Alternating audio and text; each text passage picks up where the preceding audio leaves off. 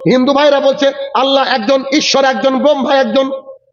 শুধু যদি বলে তারা যে মুহাম্মদ সাল্লাল্লাহু আলাইহি ওয়াসাল্লাম আমাদের প্রেরিত বান্দা এবং রাসূল, তাহলে সে ব্যক্তিও মুসলমান হয়ে যাওয়া উচিত। কিন্তু হিন্দু ভাইদের কিতাব থেকে একটু কথা বলি, এখানে বুঝতে পারবেন কেন, একটু দেখাই।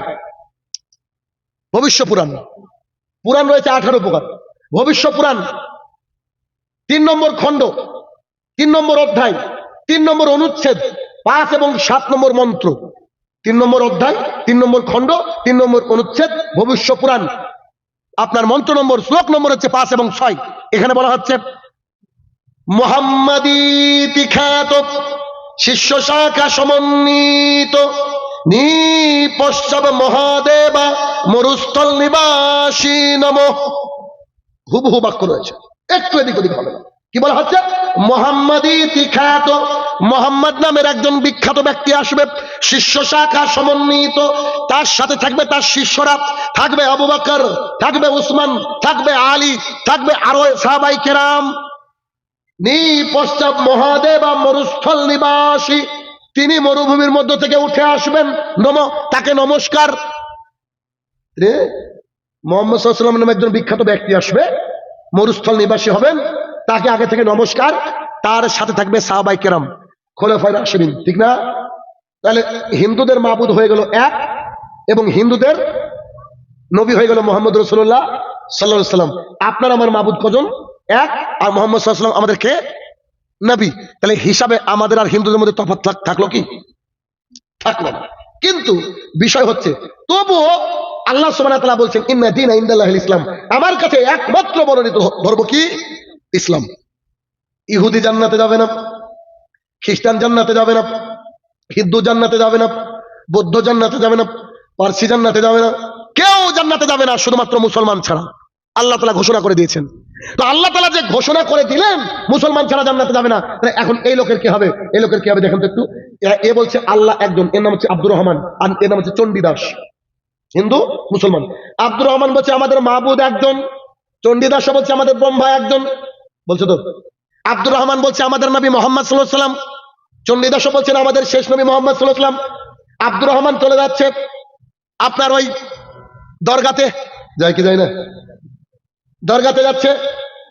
আর চণ্ডীদাস চলে যাচ্ছে দুর্গাতে, যায় কি যায় না? এরপরে আব্দুর রহমান ওখানে গিয়ে বলছে যে ওখান থেকে যে একটু পানিটা ধুয়ে দিচ্ছে, ওই পানি আব্দুর রহমান কে যে পানি দিচ্ছে, যে পানি হচ্ছে জমজমের চেয়ে পবিত্র। আসলে নেই, নেই, পীরেরই ধুয়ে পানি দেয়। আর এ আবার ওখানে গিয়ে পানি পাচ্ছে, তো বলছে গঙ্গা জলের চেয়ে পবিত্র। এখানে খিচুড়ি দিচ্ছে একে, তো এ বলছে তাবাররক। আর একে খিচুড়ি দিচ্ছে, এ বলছে প্রসাদ। এখানে যাচ্ছে, এখানে গান হচ্ছে, বলছে কাওয়ালি। এখানে যাচ্ছে তো গান হচ্ছে ভজন। সবই তো সেম। যার কাছে চাইতে যাচ্ছে এ হচ্ছে ঘুমিয়ে আছে, আর এ যার কাছে চাইতে যাচ্ছে ও দাঁড়িয়ে আছে। তো সব জিনিসও একই রকম হিসাবে। আব্দুর রহমান যদি জান্নাতে যায়, তাহলে এই চণ্ডীদাস তো জান্নাতে যাওয়ার কথা। কথা বুঝেননি? লেখেন আব্দুর রহমান और চণ্ডীদাস दोनों জাহান্নাম में जाएगा। क्यों? কারণ আব্দুর রহমান আর আব্দুর রহমান নাই। কারণ যে দরগাতে যাবে সে ব্যক্তি মুসলমান থাকতে পারে না। সহিহ বুখারী হাদিস নম্বর 1118, রাসূলুল্লাহ সাল্লাল্লাহু আলাইহি ওয়াসাল্লাম বলছেন লা তুসাদ্দিরু ইল্লা ইলা সালাসা মাসাজিদ, খবরদার নেকির উদ্দেশ্যে এই 3টি মসজিদ ছাড়া আর কোথাও যেও না। 3টি মসজিদ ছাড়া, এক মসজিদুল আকসা, ওই যে মসজিদে ঝামেলা চলছে ফিলিস্তিন। 2 মসজিদুল হারাম, যেখানে হজ করতে যান। 3 মসজিদুল আনায়ানি নবমী, আমার মসজিদ মসজিদুল নবমী অর্থাৎ মদিনার মসজিদ। এই 3টে মসজিদ ছাড়া আর কোন মসজিদে আর কোন জায়গায় কল্যাণের উদ্দেশ্য যাওয়া যাবে না। আর এ কি বলছে এলাকা থেকে যে হ্যাঁ এ हमरे जो ছোট বাচ্চা কি देख रहे हैं ना छोटा, ये हम गया था क्या हाजी अली, और কি বলে এদিকে একটা জায়গা আছে आदिना, तो हाँ जाके बाबा से बोला हमारा कोई बच्चा नहीं है बाबा, एक बच्चा दे दो। अरे कुत्ता को भी देखा क्या, मजार के पास जाके बोला बाबा हमारा बच्चा नहीं है, बच्चा दे दो। लेकिन कुत्ता का बच्चा इतना है गांव में चलना मुश्किल हो जाता है कि नहीं? বলেন কুকুরের এত বাচ্চা রাস্তায় চলা মুশকিল হয়ে যায়, কিন্তু কোন কুকুর মাজারের কাছে গিয়ে বলে না যে বাবা আমার সন্তান নাই, আমাকে সন্তান দিয়ে, এরকম বলে কি? বলে না। তাহলে ঘটনা হচ্ছে যে এডুকেশন না থাকলে, শিক্ষা না থাকলে খুবই মুশকিল। আর শিক্ষা যখন চলে আসবে আপনার মধ্যে হয়ে যাবে আল্লাহ একজন, তখন গোটা পৃথিবী যাই হোক না কেন চাইবেন কার কাছে? আল্লাহ তাআলার কাছে।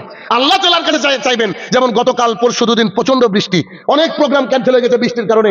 অনেকে বৃষ্টি হয় তখন গালি দেয় বিভিন্ন মানুষকে, ওই আকাশের তারাকে, বিভিন্ন জনকে, অথচ বৃষ্টির মালিককে আল্লাহ তাআলা। অতএব বৃষ্টি বর্ষণ হলে বিশেষ দোয়া রয়েছে। রাসূলুল্লাহ সাল্লাল্লাহু আলাইহি ওয়াসাল্লাম বলছেন, আল্লাহুম্মা সাইবান নাফিয়ান, আল্লাহ তোমরা আমাদেরকে যে বৃষ্টি দেবা এটা উপকারী বৃষ্টি দাও, উপকারী বৃষ্টি। তাহলে বিষয় হচ্ছে যে আমাদের মাবুদ তাহলে কতজন হলো? ক্লিয়ার? মাবুদ একজন। আর একই মাবুদের যখন আমরা ইবাদত করব, এই ইবাদত থাকবে কোরআন এবং সুন্নাহর মধ্য থেকে।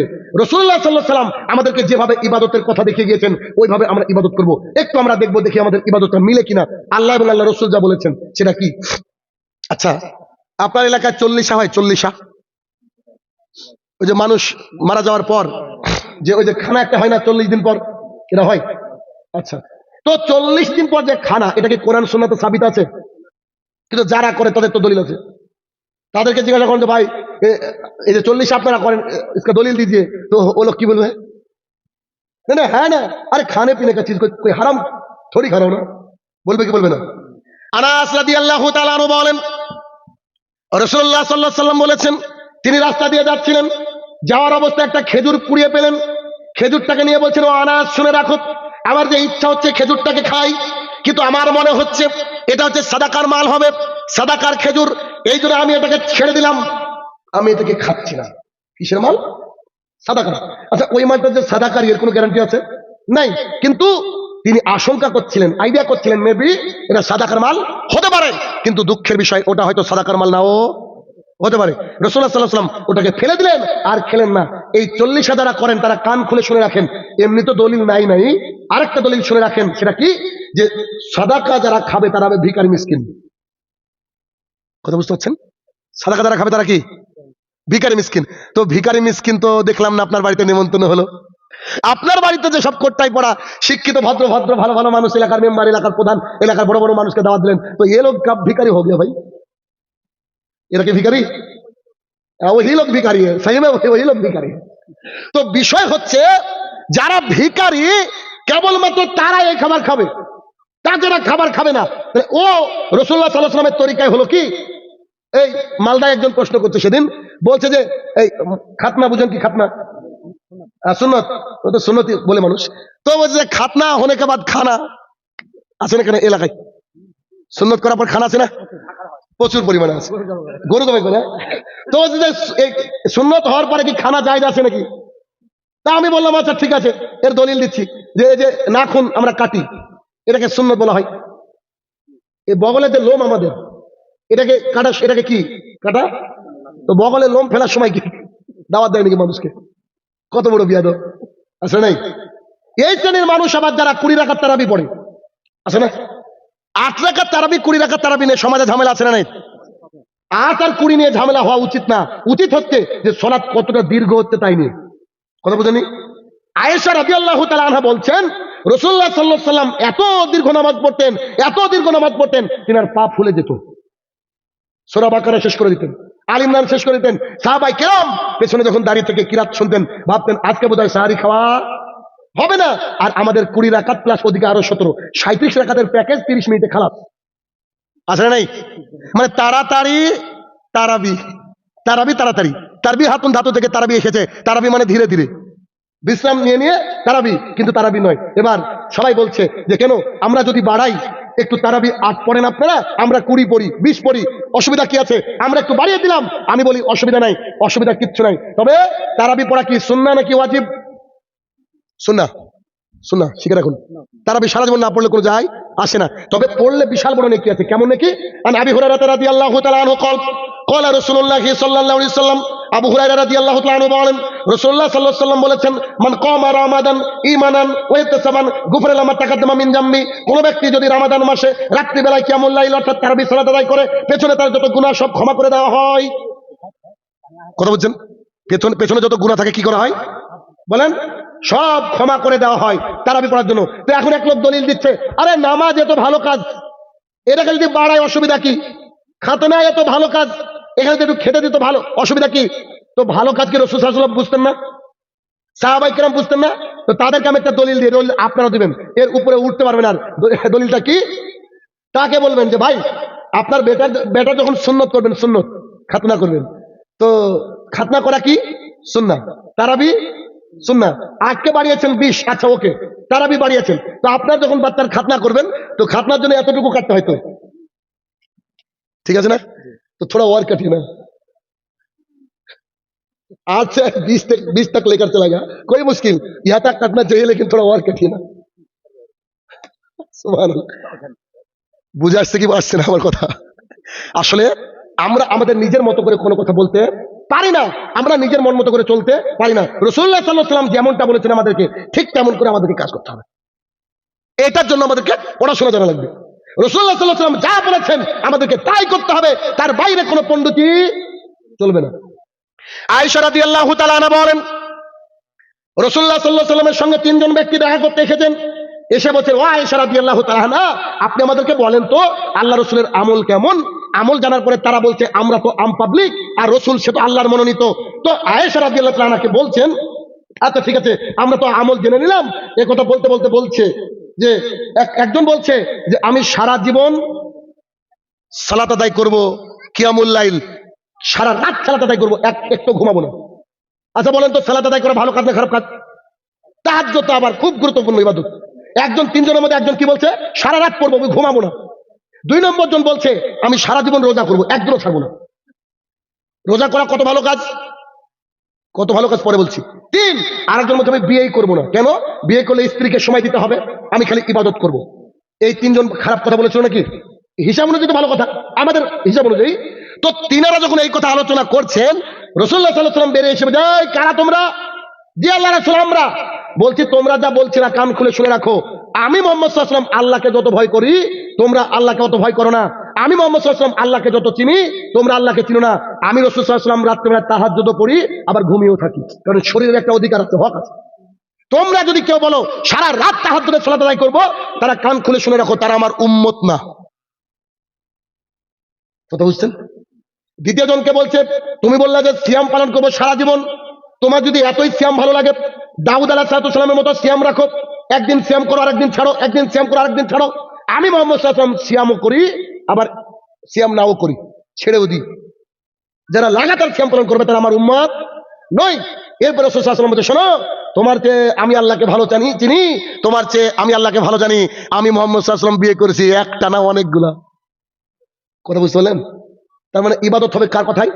আল্লাহ এবং আল্লাহ রসুলের। তার বাইরে আমরা কিচ্ছু বলতে পারি না, কোনো কায়দা নেই এদিক ওদিক যাওয়ার।